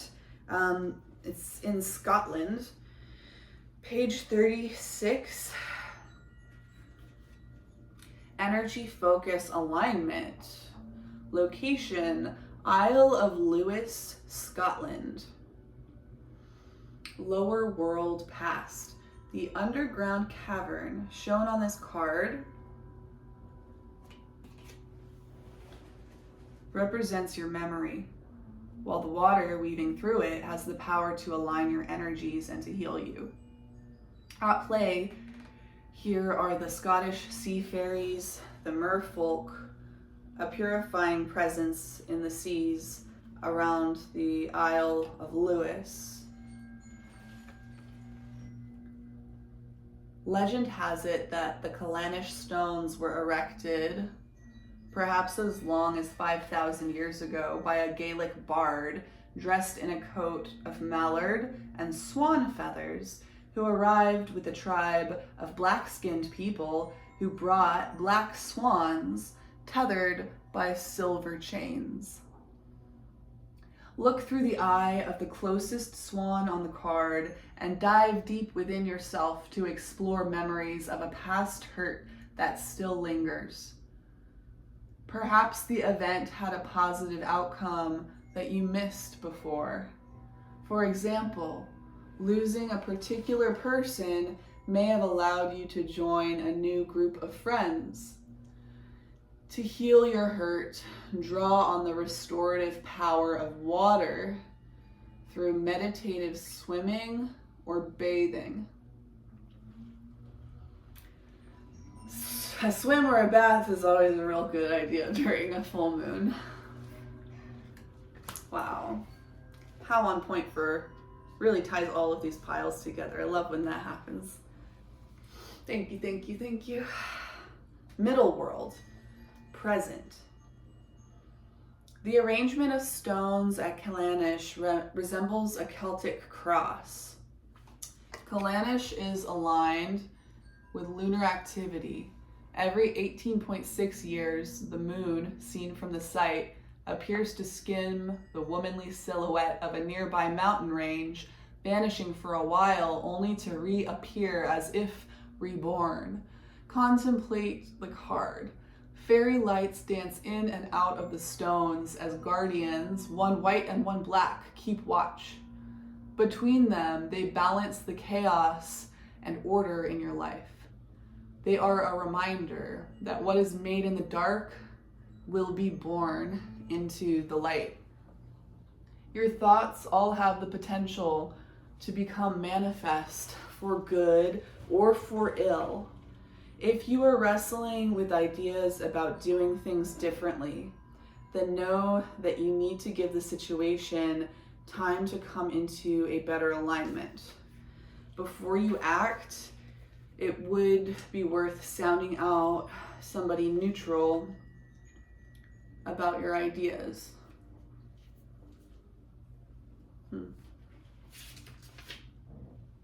Interesting.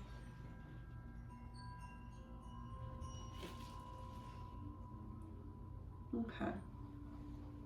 So if you're not feeling totally in that Ace of Swords energy, if you're not feeling totally clear and ready to push forward with something, if there's some things that you're still turning around in your mind, like if you've released something in your past and you're considering taking some action towards your future, and you are seeking peace around that, seeking out somebody neutral to bounce your ideas off of could be really useful. I hope that you have somebody in your life like that who is capable of being a neutral sounding board for you. I know that that can be challenging sometimes. It's not a skill or a gift that I witness very frequently, so I wouldn't be surprised if a lot of you guys struggle there. So don't allow that to spiral you into self-pity or anything. In that case, you know, it's about going to your guides. It's about going to God.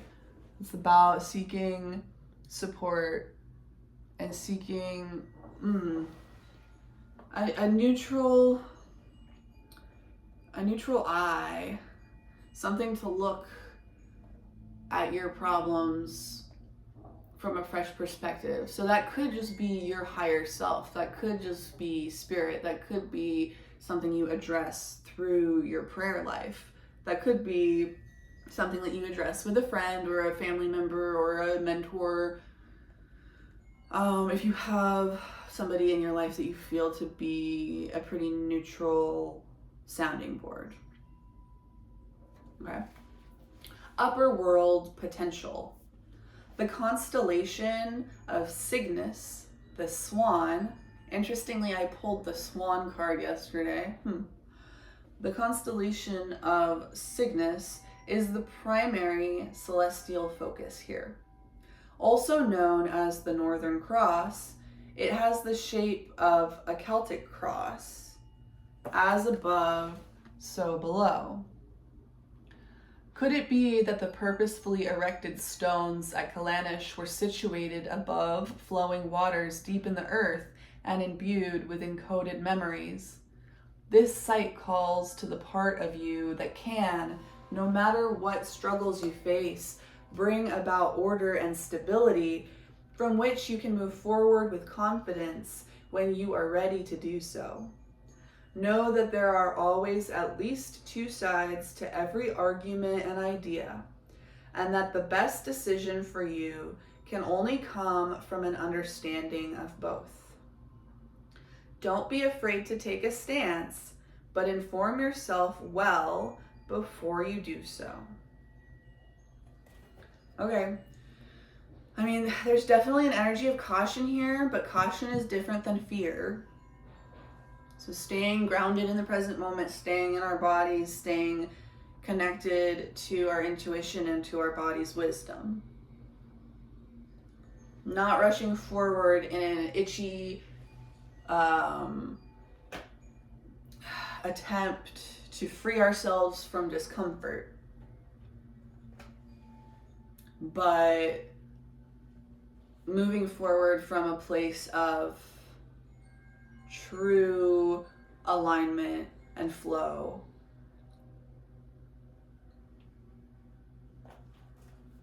There's a visualization here. If you'd like to join, I'm going to read it out for y'all here. Imagine yourself standing barefoot inside the stone circle at Kallanish on a warm summer's night. Tiny orbs of light flit around the silhouetted megaliths, and the damp grass tickles your feet. Now look down through the earth to see the fairies in the catacombs of the underworld. Inhale the earth magic and allow its energy to surge through you, attuning every cell in your body. Look up and observe the moon rise above the hills as the Cygnus constellation glistens in the sky. Notice that a being of white swan feathers, the white guardian, is watching you. The black guardian appears and you realize that you are being called to acknowledge your shadow self. Take time to do this and allow these beings to come to you together and align your energies. Next, watch the moon disappear behind a mountain and bring your focus to the avenue of stones. As the moon reappears, you see its brilliant light coming toward you down the avenue. It is the shining one. As you are engulfed in light, allow your darkness and all that weighed you down to be dissolved, raising your vibration and connecting you with the stars.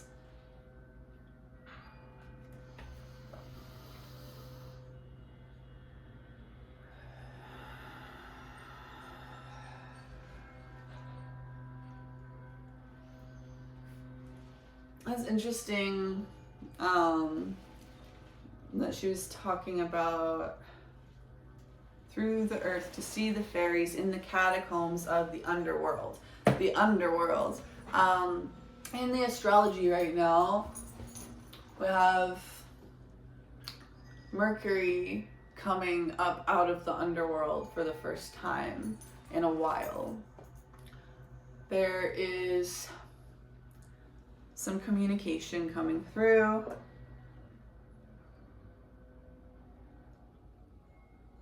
that may have felt fuzzy for a while. There's a lot of processing. There's a lot of shadow work. And you are now coming into a space of just about like being ready to move forward in a place of more integration, of more alignment. But the advice here is just to make sure that you are moving from a place of flow as opposed to from a place of fear and desire to better your situation, to make yourself more comfortable, to make yourself more successful, to make yourself look better, right? And we all have that kind of thing inside of us to some degree or another. Thank you so much for being here. I will see you next week. We'll see what day and how that all looks, but I'll definitely see you at some point. And I hope that you have a beautiful day.